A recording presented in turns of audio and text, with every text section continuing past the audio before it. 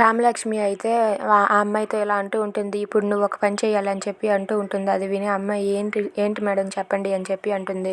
నువ్వు ఇప్పుడు నేరుగా పోలీస్ స్టేషన్కి వెళ్ళి సీత సార్ది అలాంటి తప్పు లేదు, తప్పంతా నాదే అని నువ్వు చెప్తే సీత సారు బయటకు వస్తారని చెప్పి రామలక్ష్మి అంటూ ఉంటుంది. అది విని అమ్మాయి అయితే నా ప్రాణాల్లో అడ్డేసైనా సరే సీత సార్కి శిక్ష పడేలా చేయను, సీత సార్ని ఇప్పుడే నేను బయటకు తీసుకువస్తానని చెప్పి తనైతే రామలక్ష్మితో బయలుదేరుతుంది. సరే అని చెప్పి రామలక్ష్మి తనని తీసుకొని వెళ్తూ ఉంటుంది. ఇంతలో రౌడీలు రే అదిగో ఆ అమ్మాయి అక్కడే ఉంది పదరా అని చెప్పి వాళ్ళు పరిగెత్తుకుంటూ రామలక్ష్మి ఆ అమ్మాయి వైపు పరిగెత్తుకుంటూ వస్తారు.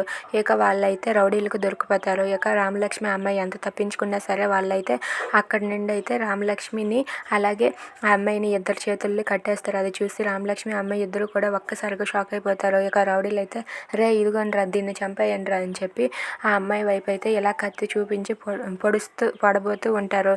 ఇక ఆ కత్తి చూసేసరికి రామలక్ష్మి ఆ అమ్మాయి ఇద్దరు కూడా ఒక్కసారిగా షాక్ అయిపోతారు.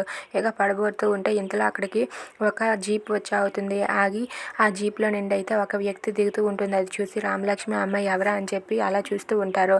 ఇక ఆ అమ్మాయి అయితే ఆ జీప్లో నుండి కార్ డోర్ని కాలుతో తన్ని తనైతే అలా దిగుతూ ఉంటుంది. అది చూసి రామలక్ష్మి అయితే ఎవరు ఈవిడ, ఎందుకు ఇంత సడన్ షాక్ ఇచ్చింది, ఎవరు ఈవిడ, ఈ సర్ప్రైజ్ ఏంటి అని చెప్పి రామలక్ష్మి అయితే అనుకుంటూ ఉంటుంది. ఇక ఆ కొత్తగా వచ్చిన అమ్మాయి ఎవరు, ఆ అమ్మాయి ఏం చేస్తుంది? If you like this video please subscribe our channel.